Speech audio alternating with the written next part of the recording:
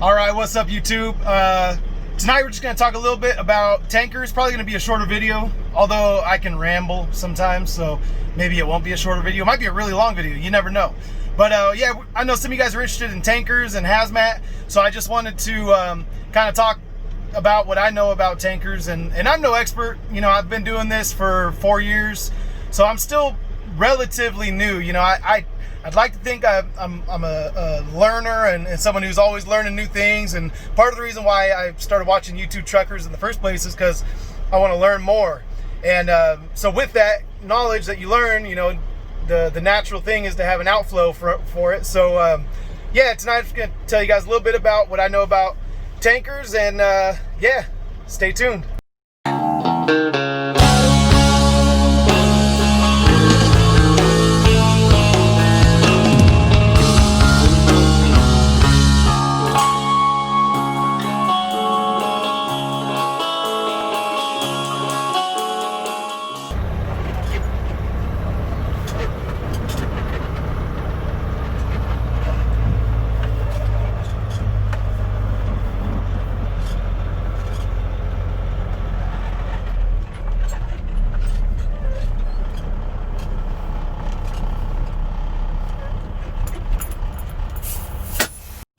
All right, let me go hook up these hoses and we'll get unloaded, and then we'll talk about tankers. How's that sound?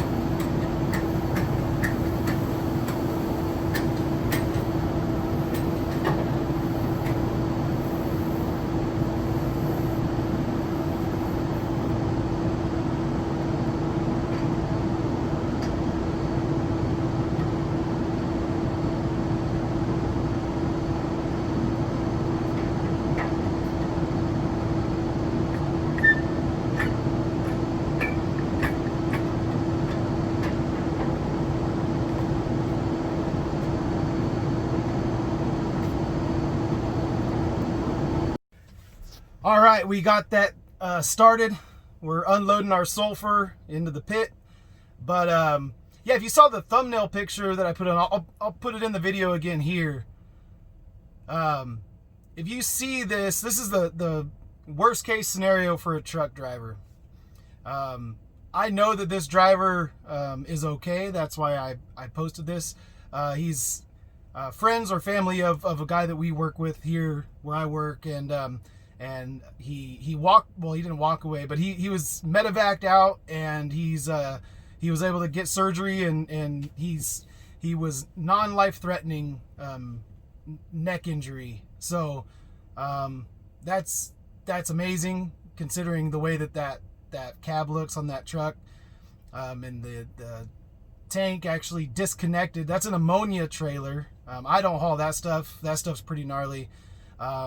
Pretty lucky that stuff didn't leak from what I've told.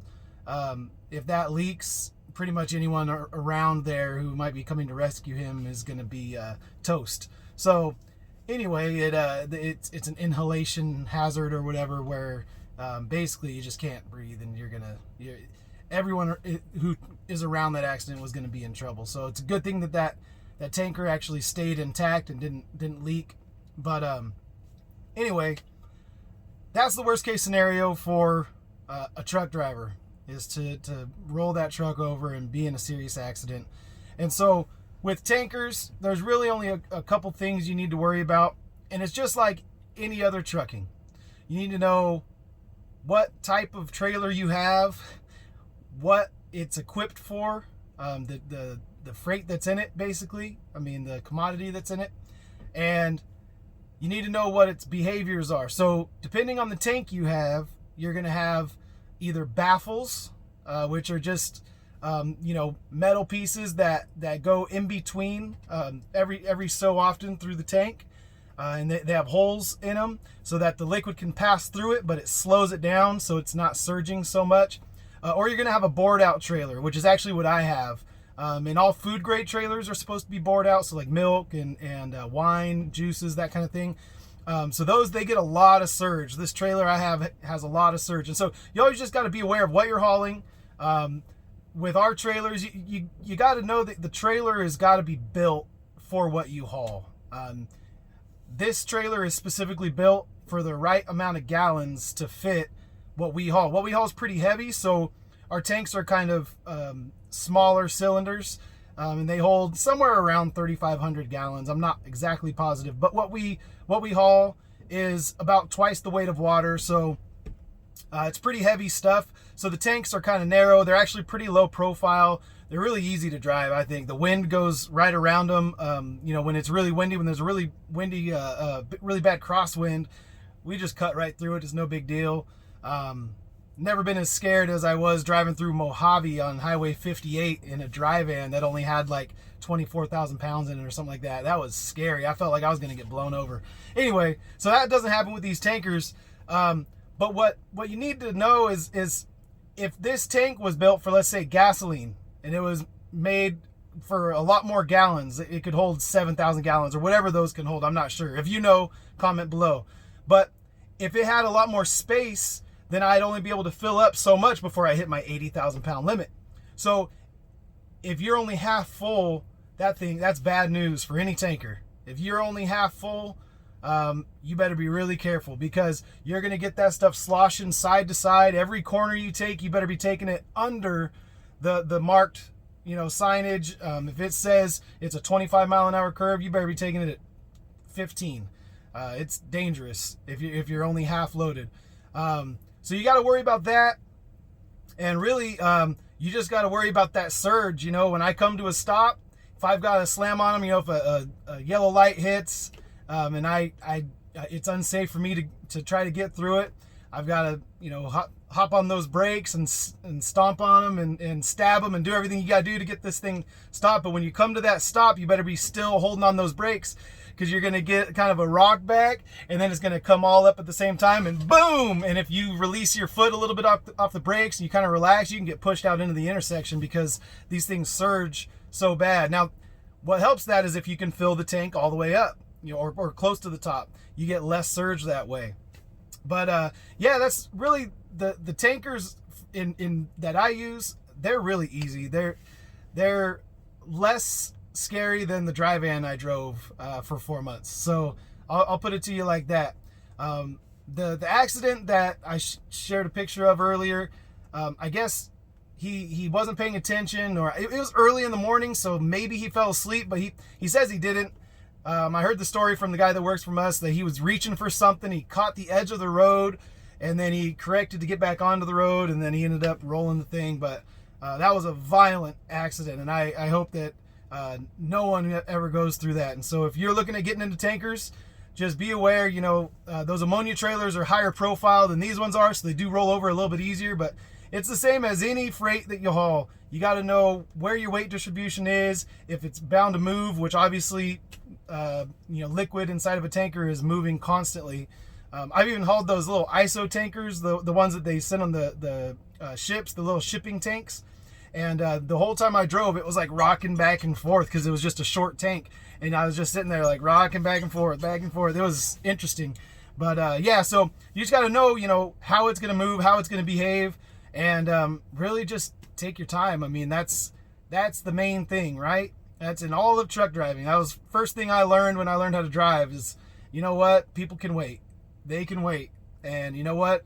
I'm in no hurry to meet my maker. I feel pretty confident that when I die, I'm going to be, side by side with all the other saints worshiping my God. But I don't want to get there any sooner than God has planned for me. So I'm not going to do anything dumb and risk my life just to be in a hurry. So take it slow, take it easy, and always give yourself plenty of room to stop. And same as any other truck driving, to be honest. I'm sure when you get into some other tanks, maybe those ammonia tanks because they're higher profile, maybe there's a different way that those handle. But this is the only tanks that I've really ran is these and those ISO tanks. And like I said, they were easy. There was nothing to it. So yeah, little information on tanks, hopefully put the fear of God in you with those pictures of that accident. And kind of a little snapshot of me hooking up the hoses. So hope you guys like it. Like, subscribe, comment below. You can hit me up in the comment section or on my channel page.